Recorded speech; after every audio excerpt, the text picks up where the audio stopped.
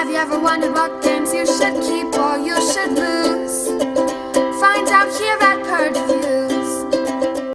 I wanted to do a short video, just Mansions of Madness versus Eldritch Horror versus Arkham Horror 3rd Editions, kind of get some of my thoughts down of what I think about it. So first of all, let me talk about the scope a little bit. So in Mansions of Madness, I'm in a mansion normally, or I'm in this very small area of land, where Arkham Horror kind of pulls it back just a little bit, and here's a town. Where Eldritch Horror pulls it back into the macro view, and here is the world. And you're going across the worlds, and it has a different scope to it. You're going over trains and boats, and you're doing that kind of stuff. And the more you zoom in, you get to the Mansions of Madness, Arkham Horror, and then the Eldritch that will be out. So it's 3 different scopes of really the same universe in the same game.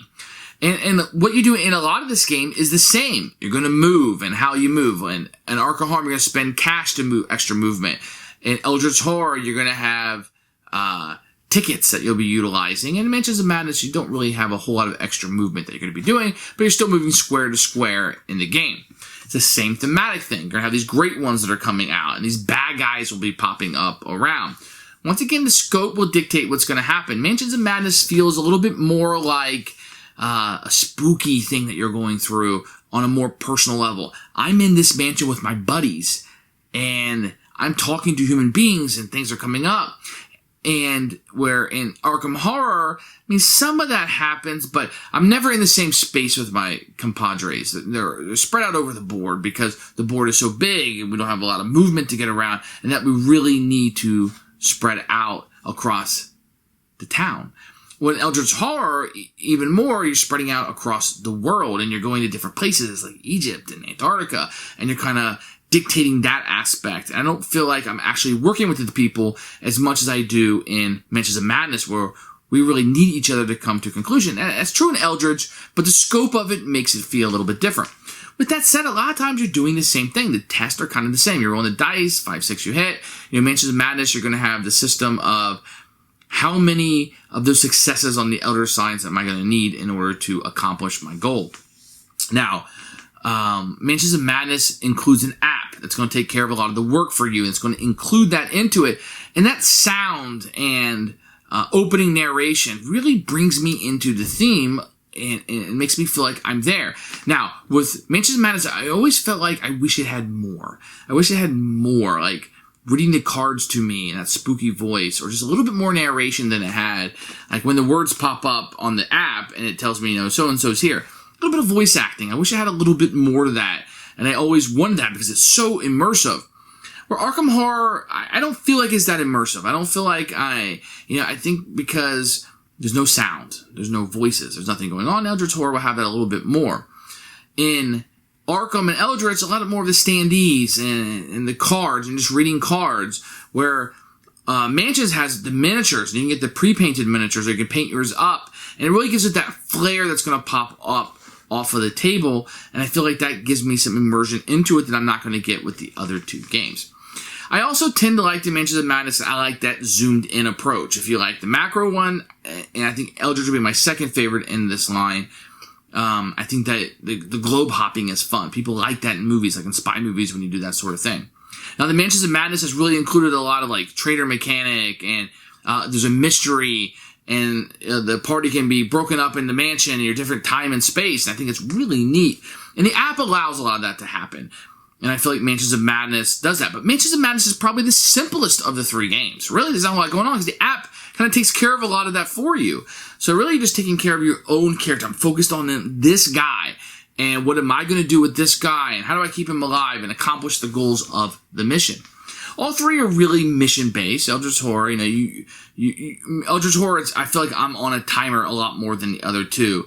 Although a lot of that's hidden in Mansions of Madness, right? But Eldritch Horror, I know that I need to get this done. And if I get distracted too much, things aren't going to end well for us at the end. Arkham Horror, I feel like I have a little bit more time. The missions tend to be very straightforward and very streamlined. It's probably the most streamlined of the 3 games. With with Mansions, you may not know what you're trying to do at the beginning of the game. You talk to people, and things become a little bit more clearer as you go. And It has that random setup that the app is going to allow that the other two games aren't necessarily going to have. And that random setup, really, I mean, you can't just run where you need to go because the map is going to be different every time that you play. And depending on what expansions you have, it's going to change everything up.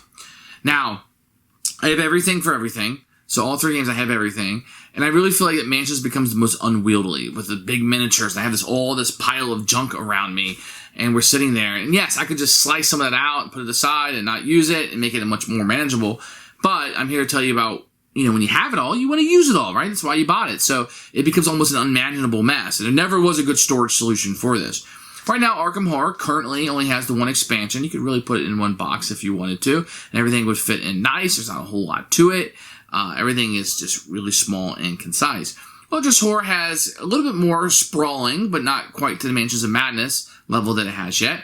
But there are some expansions you can put in. So there's plenty of content for all of these. Mansions is going to have the most, and it has some DLC downloadable content you get from the app. So if you want new boards, that kind of stuff is being released. There's a small charge to some of that, but you can just get it, and it's available. There's also a lot of fan-made stuff for Mansions of Madness, and there's a computer software you can utilize to get more of that. I haven't done a lot of that, but it does exist. Eldritch, there's a lot of expansions and things you can add in, and right now Arkham only has the 1, so kind of go in that with how you feel about it. The one I had the most fun with, no doubt, is Mansions of Madness. I really like that game, and Eldritch Horror would be second. Arkham Horror, the 3rd edition, would be a distant third, no pun intended. I just don't think it's as fun. They almost streamlined it too much, or maybe I just played it after the other two, and they really all use the same mechanism pretty darn close.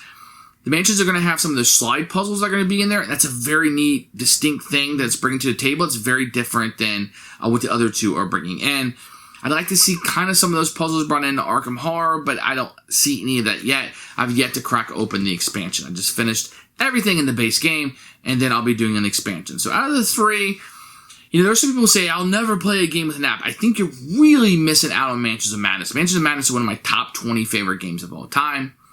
Eldritch Horror may be in the top 100, 150, but Arkham Horror wouldn't even be on the list. So I hope this video has told you a little bit about the 3 and the differences of them.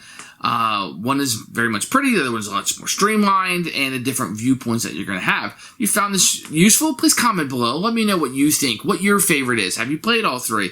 What stopped you from playing one of them, and which one do you prefer? I'd love to get some feedback on this, because I really do enjoy these 3 games and have played them a lot. So, thanks for watching. Like and subscribe, and please, on this one, comment below.